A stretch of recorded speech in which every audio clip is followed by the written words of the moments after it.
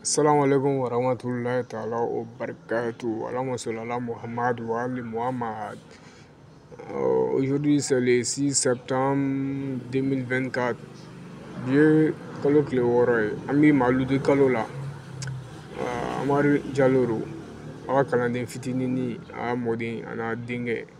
a n'a ka kalanden fitinin bɛɛla fitinin n ka foli b'a ye. A kɛra fama ye an bɛ kɛ ɲinɛ ye an bɛna bɔ ka dalilu dɔ di recette dɔ di cliché ro mɔgɔ ti jɔn dalilu la cliché ro a bɛ cliché fɛn fila kɛ protection ani chance donc a bɛ protection lase mɔgɔ ma a bɛ chance lase mɔgɔ ma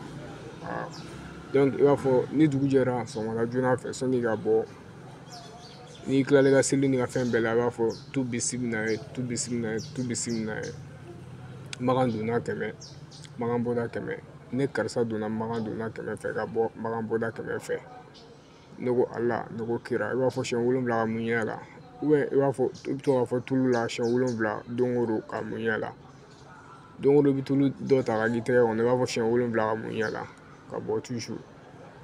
i bɛ kisi ala b'i protéger ala b'i chance dayɛlɛ